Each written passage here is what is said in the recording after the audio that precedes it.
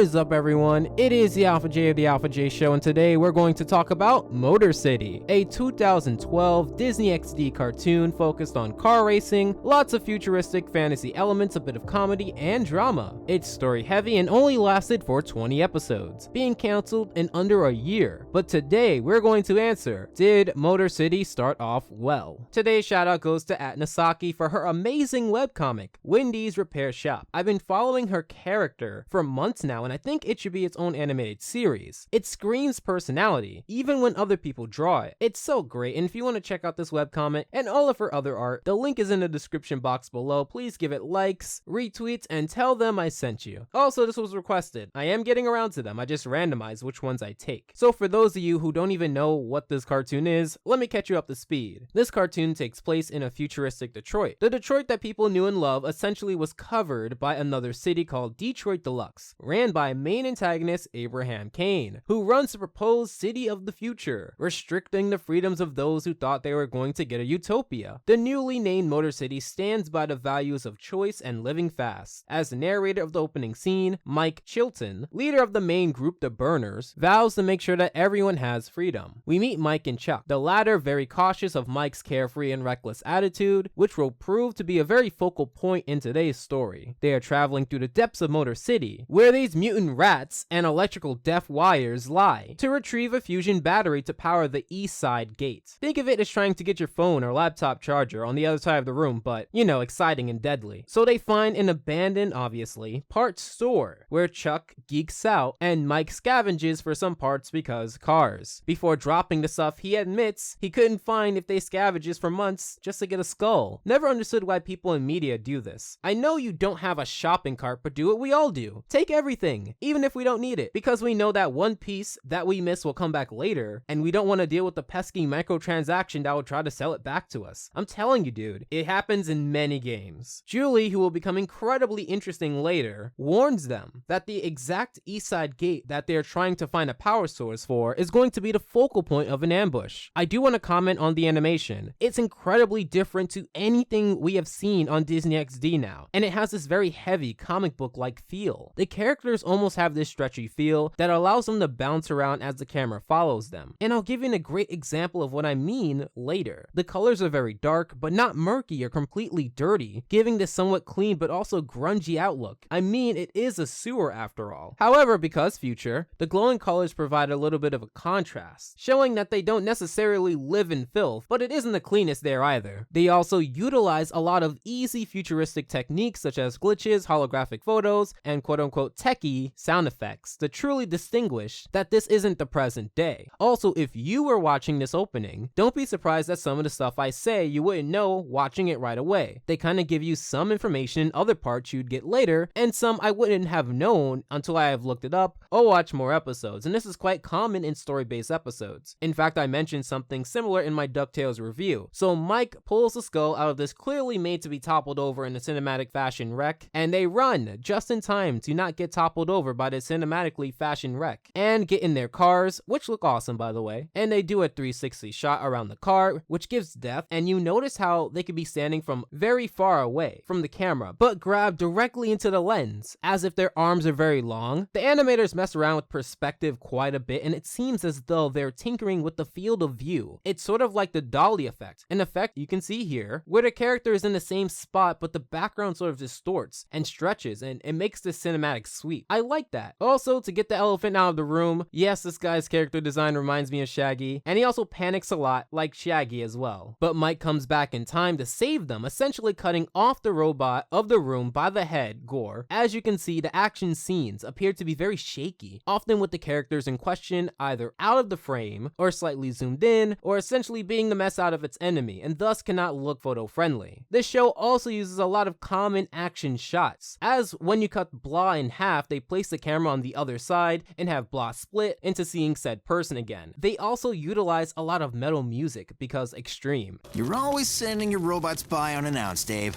Maybe next time you could show up in the flesh. That's funny. That's really funny. Then why haven't you returned since you abandoned your post, Cadet? You're hiding down here, driving around with your friends in your precious cars. But when the going gets tough, this coward will abandon you too. He's done it before, he'll do it again.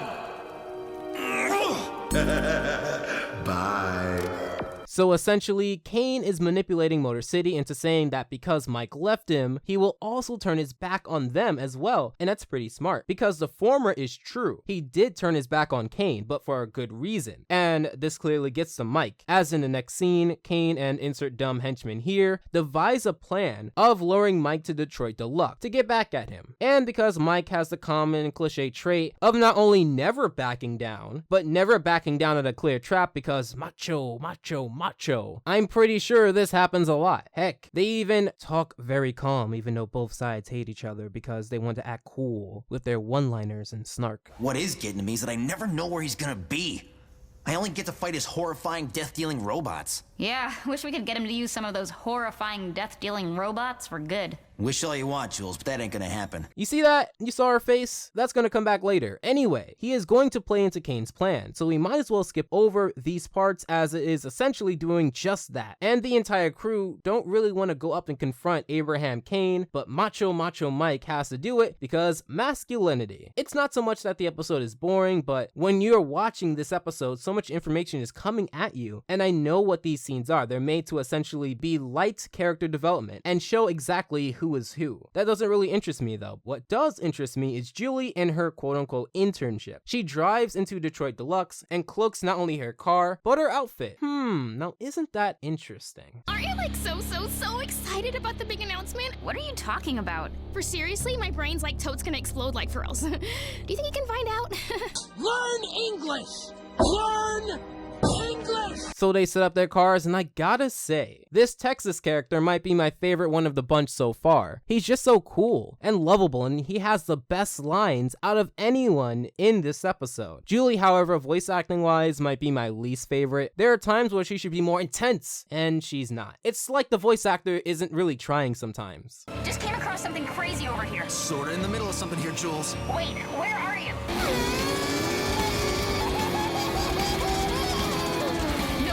No, turn around. No. As you see here, Mike and the crew are going to confront Kane face to face, and she knows it's a trap, but she doesn't match the intensity of what is happening. It doesn't matter anyway because Macho Mike confronts Abraham Kane. Or does he? Actually, it is a hologram, and although he wanted to meet the real Abraham Kane, they get trapped in a too macho for your own good holographic cage. Kane's robots, because they were too big to go down into Motorcity, break up into tiny bits in a truly tense scene. It looks so cool, and the music to accompany it is really well made. Burners! You know, I've been looking for you. This is just the sort of special cane comb moment you want to share with the people you love. Dad, let go! Dad?